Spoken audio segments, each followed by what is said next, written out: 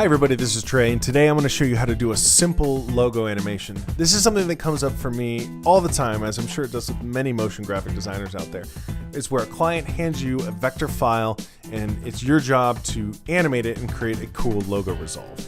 What I'm going to show you are the 5 steps that I use pretty much every time I get one of these, and I want to use some kind of cool 3D, and it's all done within After Effects. It uses the After Effects ray tracer, and it's real subtle and slick and cool. And well, here, let me just show you. So here's one sample. Now, that's what I'm going to show you how to make today, but there's a lot of applications to this, and I'll show you a different one at the end. Let's go ahead and jump into it. The first thing you're going to want to do is bring your logo into whatever graphics editing program is appropriate. This is an EPS file, so I'm going to open it in Illustrator, but you can also open files in Photoshop. Usually you're going to get a vector file if your client has paid to have their logo properly created in a vector program like Illustrator. So I've got the file in here, and I can see right off the bat up here it says CMYK, and that is not good because I'm going to use this in a video. So I'm going to go to Document Color Mode, switch it to RGB. That's my first step. And then I'm going to save it as an AI file instead of an EPS. So save it as an Illustrator file, hit save, make sure create PDF compatible file is on, hit OK. All right, next thing I want to do is prepare this, split this out so that every single piece of this comes into After Effects as a different layer. So as I twirl down layer 1, I can see all these different paths, as well as a group which has multiple paths in it.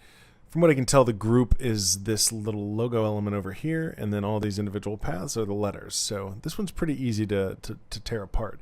They're not always going to be this easy. Sometimes they're a lot more split up, but this one is fairly well organized. So I'm going to start with the group, because the first thing I want to do is split those paths into layers. So I'm going to select the group here in my layer hierarchy, then go over here and click the hamburger menu and go to Release Layers to Sequence.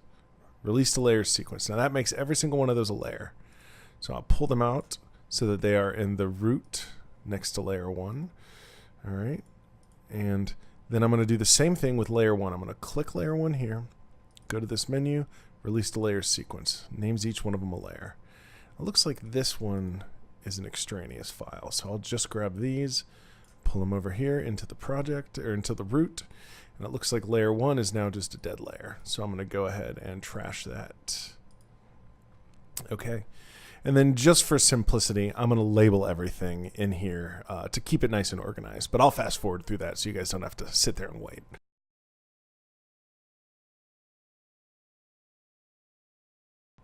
And there you have it. Everything's labeled nice and easy.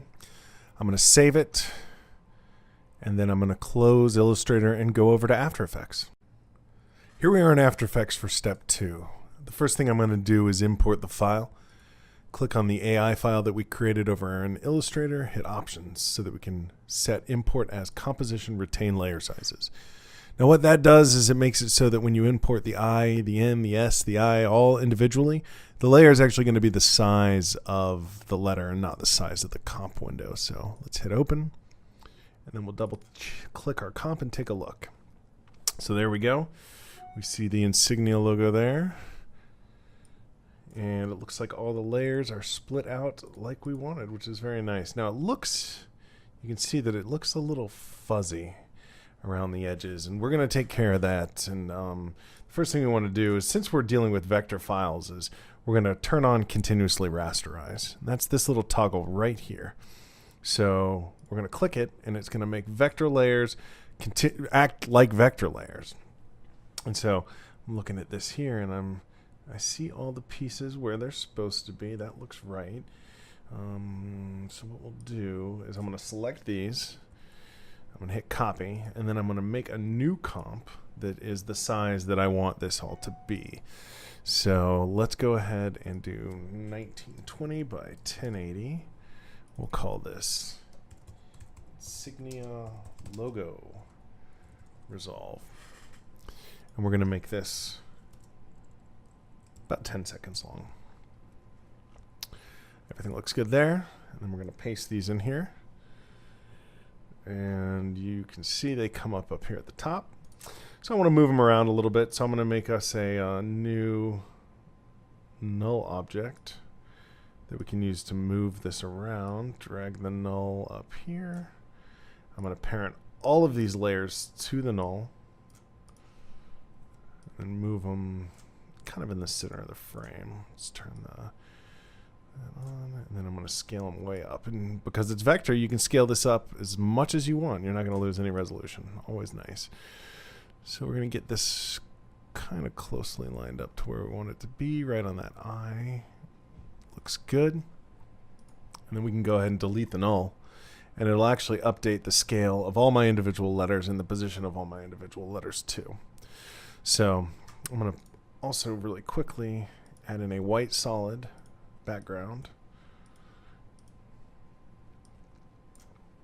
so that we can see how everything looks. And then just to keep things consistent, I always like to open up the source file and bring it over and just make sure everything looks. Now the colors are going to be different because this source file is CMYK. And then you can see here, this is a good way to illustrate the difference. You've got at the top, that's a CMYK file, and at the bottom, this is an RGB file. So you can see the difference in color is pretty significant over here in After Effects. And After Effects is working in RGB, so this is accurate. This is not. But we can see that the shapes look like they're coming through right. All the letters look right. Everything's laid out properly. So I'm going to go ahead and delete that, and then I'll even just delete it out of the project. And then I'm going to go ahead and hit save. And now we're ready to move on to step 3. All right, now we're going to go into step 3, which is where we start to give these some shape and some depth. So the first thing you need to do to add depth is to add the z-axis to your comp by creating some 3D layers. So that makes all those layers 3D, and they still look, like they're supposed to. They're branded correctly. We want to extrude these a little bit, but we can't do that with the classic 3D renderer. So we're going to need to switch our renderer up to ray traced 3D.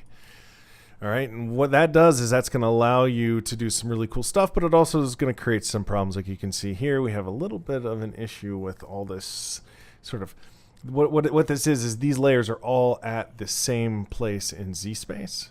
So they're creating kind of a nightmare, and it does this weird thing where you see them sort of like have rough edges, and you see how they're kind of showing through each other because they're right at 0. So what I want to do is I'm going to go through and separate this out so that I can get everything exactly where it needs to be. So this, I'm going to move forward a pixel.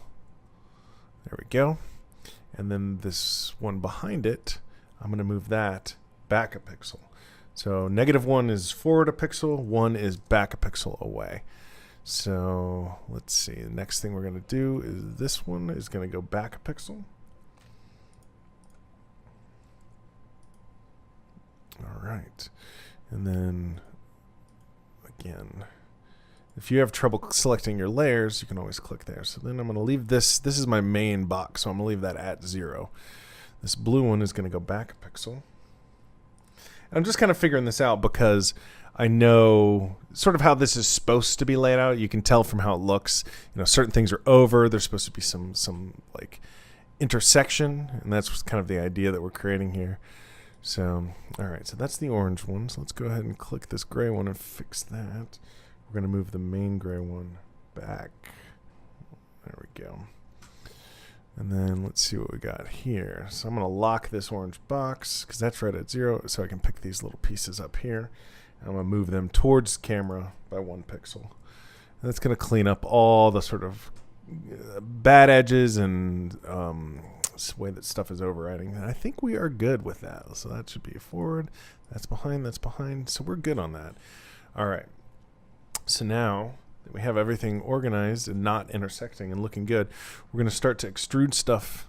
And the way we do that is we go down to, first of all, I'm going to select all my layers. And I'm going to go down, twirl down, geometry options. And you can see I have only the options for curvature and segments. The reason for that is because these are vector layers and not shape layers, but have no fear, we can easily convert these into shape layers. So by selecting everything, all my vector layers, right-clicking, and selecting Create Shapes from Vector Layer, it's going to split all of my stuff out for me and make shape layers out of all of it. And that's pretty cool. And then just to keep things nice and clean, I'm going to go ahead and select all my AI files, which have .ai in them. And we're going to select them and make them shy, and make those shy there too. So there we go, nice and clean. Now we can extrude these. So anytime you change anything on a logo, you want to make sure that you set a keyframe so that it comes exactly back to where it was. There's no variation at all. So what I'll do is select all my items. I'm going to twirl down geometry options, and I'm going to set a keyframe for extrusion depth for all of these layers. So copy. First of all, we'll shrink it down, and then we'll paste that keyframe on all of these layers as well.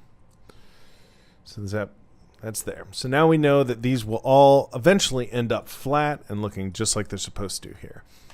Now, next thing you want to do is examine your logo and kind of figure out what you want to do with the animation. Like, where are you going to take it? What are you going to do with it?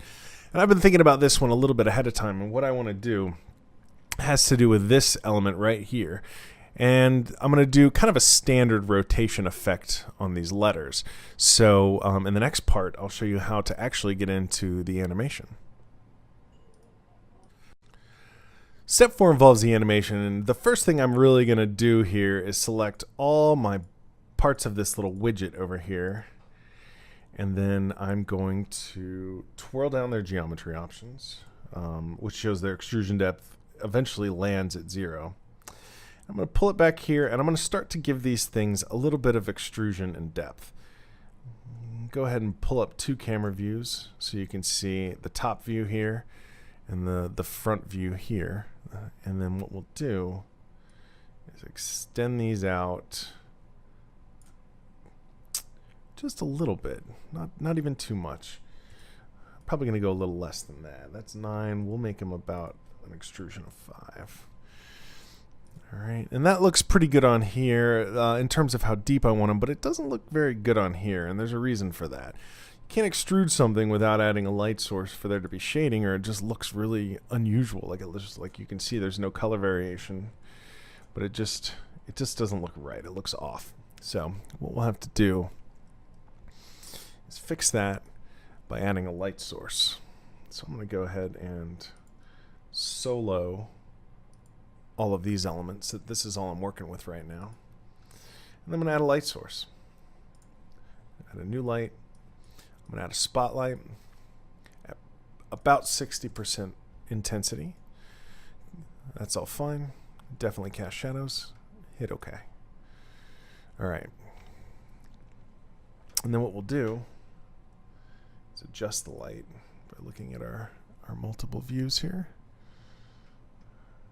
There we go. Very nice. So that it's kind of pointing over here at these. And you see that it's not very bright. The stuff looks pretty dark. That's because I only put it at 60%. What I want to do now is add another light. We're going to add an ambient light at 40%. That's going to bring us up to 100% on this. So the lighting there is about how it should be. So that looks a little better. You can already tell a little bit of depth is showing up on these, but not a lot. And that'll come when we animate them. So the first thing I'm going to do to animate these guys is I'm going to move their position. So first I'll mark their position where they land. I've got that right now here at the 2-second mark. That's where they land. And then here is where I'm going to move them to. Now what I was thinking would look kind of cool with these guys is if they kind of fly into position from behind camera. So what I'm going to do first is add a camera. 24 millimeters good. That's pretty wide. They'll look nice when they fly by. And I want my camera to end right at this position here. So I'm going to set a keyframe, my point of interest in my position. That's going to make sure that we land in this lockup that the client wants for their logo. All right, and then I'm going to come over here and also move the camera over here as well. So we can center it up on this widget. Just like that. Very nice. Now, I'm going to start to grab all these individual elements and I'm going to pull them towards me. Oh, sorry about that, everybody. Okay. So here we go. And we do that by just adjusting the position in Z by subtracting it. Now you see how this is all multiple elements? I think that's going to actually play to our advantage and look kind of cool. One way that you can do this quickly is if you look at the horizontal. I don't want to go too far past the camera. I really want it to start right behind the camera so there's no wasted like movement frames where it's off camera. We don't need that. So I'm going to put that here. And then a quick way to kind of do this will be to select all these layers and then move them up all at once, like so. All right, and then just to get a quick sample, we can have those come in. It's probably going to look like a bit of a mess. The camera is moving at the same time that they're coming in. Let's see if they all land in the right spot. Looks like they are going to land in the right spot, so that's good. All right, so for now, let's move our camera down so we can focus on the animation as it is right here. And let's see how that looks.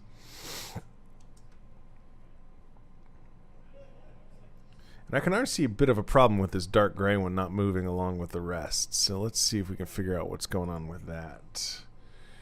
Yeah, that layer looks like it got missed. So that is its final position there. There we go. So now it should move in time with the rest. And it does. Now you can see too, as these elements come closer to camera, they lose this light. So I'm actually going to pull this light back so that they are going to be illuminated the entire time. And they'll actually look a little bit brighter and a little bit better overall like that. Okay. So right now these elements fly in. They fly in right through the middle of the camera. And it's that orange thing that's really the thing that's flying through the camera. So let's see what happens if we take the orange box and we turn off this position keyframe. So it doesn't actually fly up towards camera, but all the other ones do. And I think that'll work. That looks kind of cool. But we have this effect that they've done in their design where this element and this element are separate. So I think we can kind of play that up in a way that'll look cool when we have all these fly in.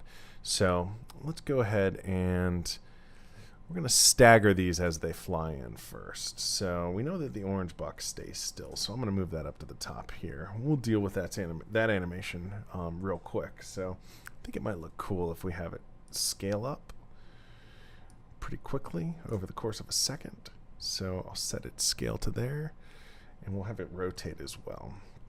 What I'd like, and we can retime this stuff later, so don't feel like you need to get it too perfect right away. Like the idea is get it in, get it rough, and then work out the details and fine-tune it a little bit later. So I know my Z rotation needs to end at 0, so I'm going to start it at -200 or so. Let's see, that'll rotate in. And it'll all land, not at the same time, but that's because my keyframes here need to be slid over to the 2-second mark where I have everything else landing. So let's see how it looks. That element spins in. Everything lands at the same time. And then we have our camera move as it slides over. Again, very rough, but we just need to get everything into position. And as I'm kind of getting into this, I see that what might be cool is if we take these center elements here and here, and we have those come in a different way than everything else. So what I'm going to do is take their position keyframes and turn them off. And then I'm going to take, and then I'm going to take them, and we're going to figure out if they can scale up individually, similar to how this one did. So we'll start by just setting its scale keyframes here and scrolling back to 0, setting them down to 0. So now everything's going to scale up. They're not going to rotate. I guess they could rotate. And then it's all going to come together there and lock up. And that's our camera move that's making it slide over. All right, so that's looking pretty good. Yeah, that's nice. So these little guys, they could probably use a little bit of rotation too. So we're going to go ahead and add some Z rotation into them as they scale up. And again, I'm going to go the opposite way. So we'll add about 200 to them. And so they'll be spinning in a different direction than the others.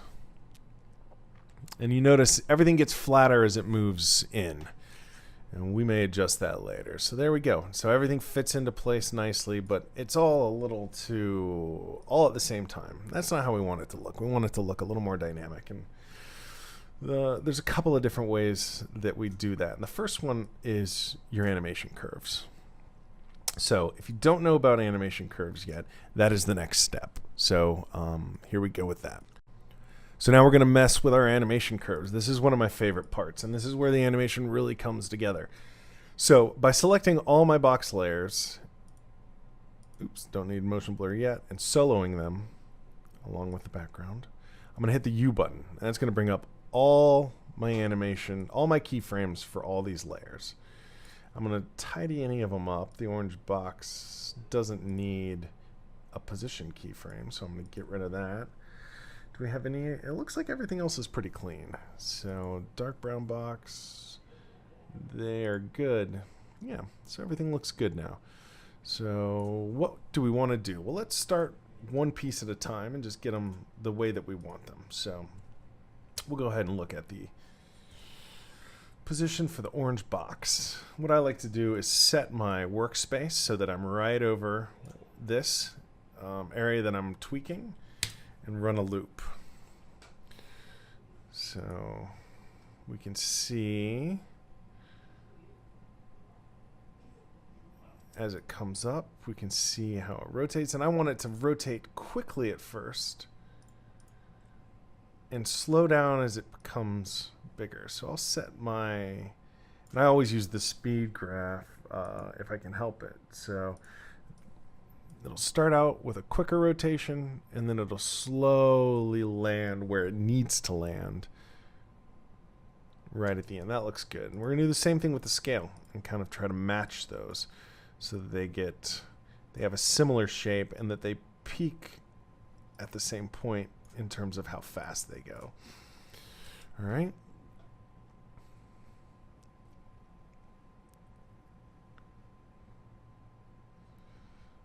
That looks pretty good. So now what I want to do is the exact same thing with these two. So I'm going to find the point where my animation peaks. I'm going to select my scale for this guy, and I'm going to set it up so that it is peaking right at that same point. Same with this one. And you can select multiples by holding down the control button or the command button on Mac. So I know that those are going to be the same. I'm going to do the same thing with their rotation, but their rotation is the opposite direction. So that's why it's below the zero line and it looks backwards. So let me line these up. There we go. And we'll take a look at how these guys come in now. Ooh, we should select them and then we can see.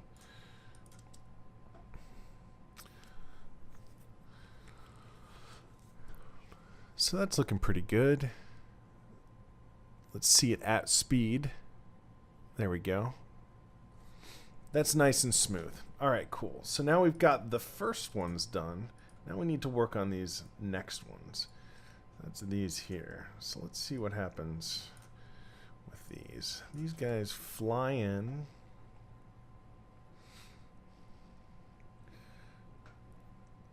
And they kind of land almost as if they're falling. So I think I'm going to use... I'm going to let them hit a little bit harder and see how that looks. So we're going to select the position keyframe on all of them, and you'll see it's about the same. And we're going to just do a straight up acceleration as if it was falling due to gravity, where it just accelerates until it hits. There we go. Let's see how that looks. The interesting thing about this is you're kind of working blind because I don't stagger this stuff yet because it's important that everything is consistent. I like them all to have the exact same kind of movement. And then when we put them all together, that looks pretty good. I'm going to give it a few frames at the back so I can see what happens after it lands. It's a little abrupt, but that's maybe from the camera move. Let's see what happens if we adjust that and take a look at it that way. So I'm going to take this camera move and slide these keyframes downstream a little bit, and let's see if it's too abrupt when they land. It is a little abrupt the way that they land. And it's weird the way the white and brown ones go through, but we're going to fix that. These two I think are good. And actually I think that landing is going to work, and we can fix that by sort of staggering the way that the layers are landing. So now that we have the animation kind of where we want it for all these pieces, then we're going to stagger the layers. All right, I have this as a 2-second animation right now. I think in reality that's probably a little bit too long. So I'm going to take everything and I'm going to shorten it. So grab all these keyframes and make them a second long each. All right, and then I'm going to stagger the ones that fly in from behind camera first. So I know that blue and red work really well, so I'm going to have them come in first while blue come in, and then I'll stagger them by a couple of frames. We'll do it by 5 frames. Then the gray, and then the tan. So now those will come in staggered. I want these little elements to come in and land when their counterpart lands. So I'm going to look where the red one lands, right there. And I'm going to stagger this dark brown so it lands right when the red one lands. I'm going to do the same thing on this one. I'm going to take this like sort of dark gray box, and I'm going to make sure it lands when the blue box outlines lands. So we'll go here. And those are lined up already. So that actually works pretty well. So the next thing I want to do is figure out how do I get this gray and this tan one in without them sort of intersecting in a kind of an ugly way. I think the key here is I'm going to need to bring those in sooner. So let's take dark blue, dark red, dark brown. Slide them back a little. And we're going to take tan and gray and have them come in, and we're going to slide the orange box back a little and see if we can't make everything land a little more smoothly. So let's see if we have the orange box there. Do they go through? They do go through, so I want them to be, I think I want the orange box's scale to come up a little slower so that it doesn't intersect those guys. So we're still getting a little bit of intersection there. So I'm gonna just need to tweak them a little bit. So gray and orange they should come up about the same time, I think. So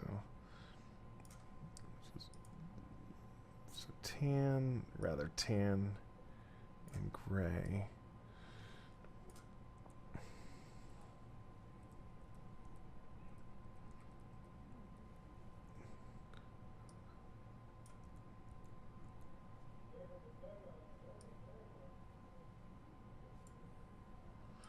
Another way I could do this is by speeding up the rotation a little or slowing it down, because I kind of want them to land. There we go. That may have done it. So let's roll this animation with a little RAM preview and see what we think.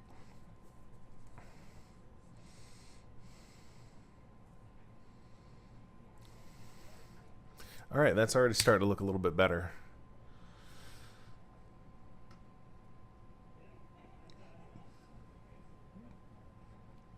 Yeah, it looks pretty good. It's a little loosey-goosey at the end. So one of the things I like to do with that is take the things that I have a little bit of flexibility with, like this one and some of the other ones, and slide them so that more stuff ends at the same time, if you follow me. So it'll all land, and it'll give it more of a feeling of unity. There we go. That feels pretty good.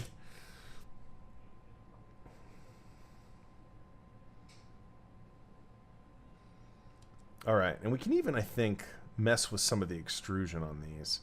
So why don't we double it and take it to 10 for the first one on each of these, and see how that looks.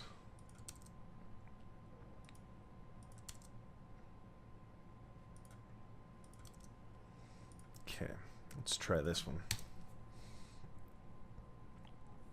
So yeah, a little more depth, a little more obviously square as they come in, which is what I'm going for. I want it to be subtle. That works. I'm feeling that. So that's good. All right, so that's what we're going to do with our widget. Next thing we're going to do is mess with our lettering here. So I'm going to go ahead and unsolo these layers. And we can see everything lands just like it's supposed to. And where we want to end up,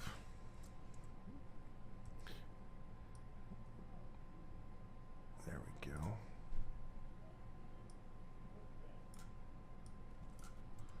There we go. So now we're going to take our camera and we're going to start our camera move, and we're going to tweak our camera keyframes too. So what I'll do is grab the point of interest and the position, and I'm going to kind of make this a quick little, like, it's going to just shoot over real quick and land real gently over the course of just a few seconds here. And as we do that, I'm going to have all those letters flip in one at a time. So what we want to do there to animate those letters, because they are shape layers and not actually titles, although you could do this with titles, but I don't know. I don't even know what font this is, to be honest. And the cool thing is you don't need to know. You can work without having to bother your client. So I'm going to solo these letters. I'm going to turn this camera off so that we're just centered up.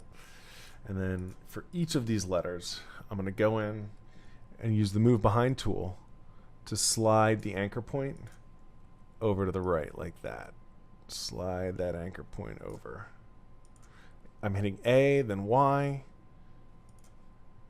and I'm sliding it over, and I'm also holding Shift once I've clicked and started sliding. That locks it so that you're only moving on the X-axis. So I click, move, hold Shift, and that locks it on, so I can move up and down. And as long as you don't go too much, like I did just there, you're not going to move off of the X-axis. That'll stay locked, which is what I want. So move that over there. We're just do this all the way down the line.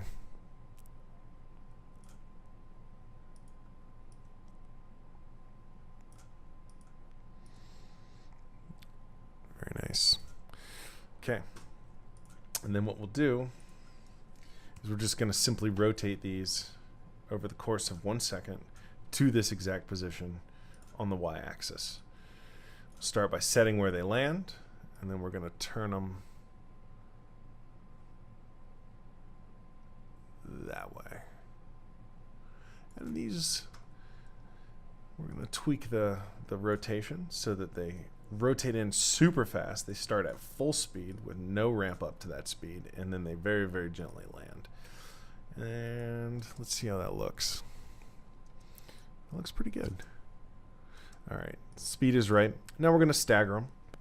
Now there's a lot of different ways you can do this. This is a 10-second comp. So as long as my layers are also 10 seconds, you can stagger them using a tool within After Effects. So start at the top, select in the order you want to stagger them, and right-click, go to Keyframe Assistant, Sequence Layers. To sequence them, you want them to overlap by how much you want them to overlap. I want them to overlap by about 3 frames. So I'll set that for 9 seconds and 21 frames. That's how much the overlap will be, and that'll give us a nice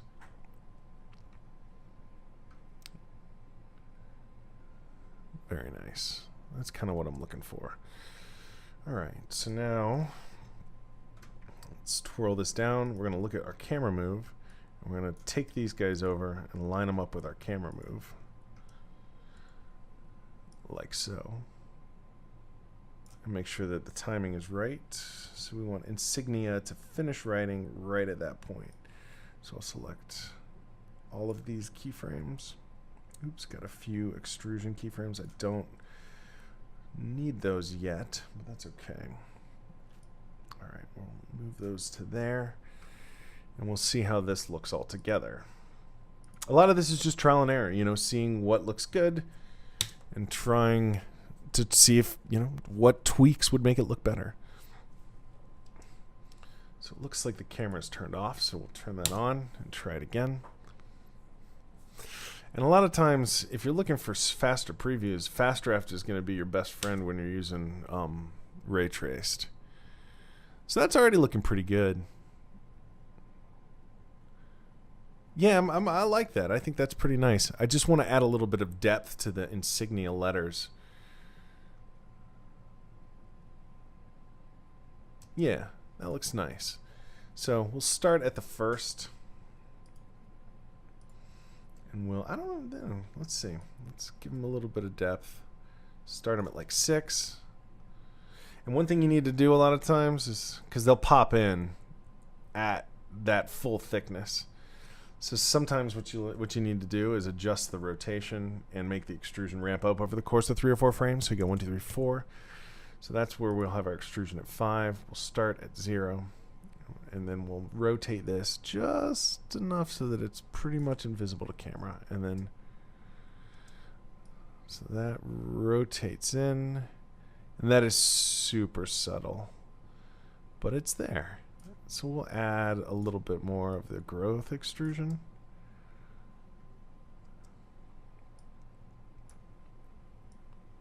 Let's see what we think.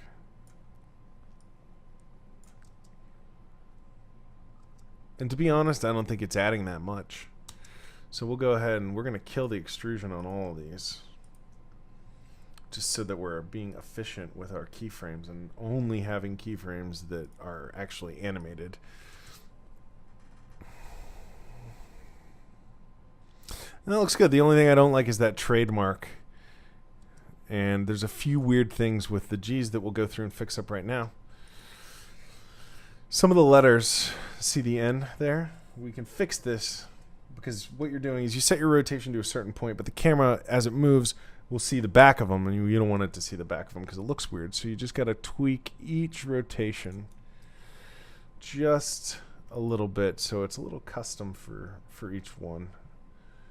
And weight is 6, so we don't want to do that. So this is S. I want it to be there. This. I want to be there. This. Oh, and I see I made keyframes for all these, so I'll just go through and delete those. This is the G. This is where I noticed it the most. Just set it so it's like just a little line. Go over to this one, do the same. And as you can see, the further we get down the line, the worse it gets. And we'll do the A last.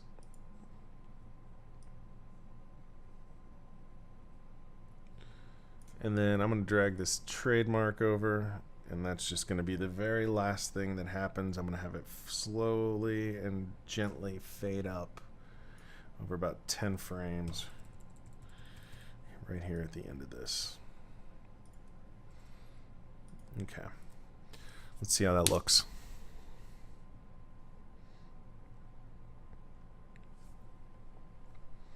It's looking pretty good. Now, something I am noticing that you got to watch out for whenever you're working with a client's logo is this is not as lit as that is. So that is kind of a problem. What I'm going to do to fix that is adjust my spotlight, because the cone, you can see the cone of the spotlight is just kind of going over to the side there. So what I want to do is take my point of interest and just slide it over a little bit so that it's nice and even. There we go. That looks better. Very nice. Clean and easy. Now, I think this might benefit from a little motion blur, so you can always turn that on. Turn it on in your previews. You got to turn off the fast draft.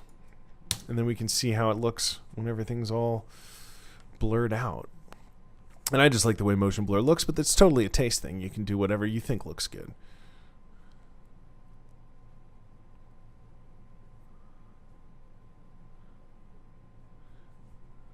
That looks nice. That is how you do a simple logo animation. Very good. All right.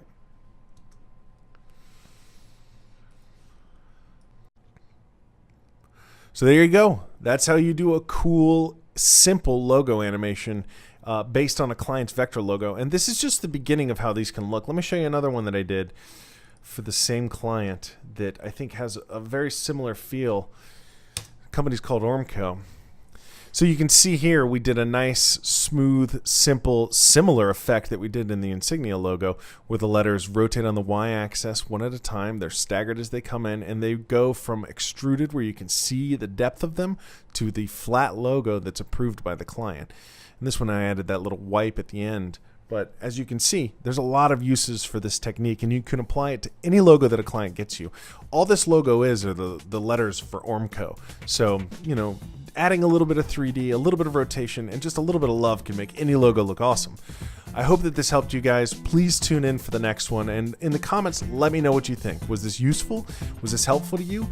I'll make this project available for you guys to take a look at, but please don't use the logo anywhere, because obviously this belongs to somebody else.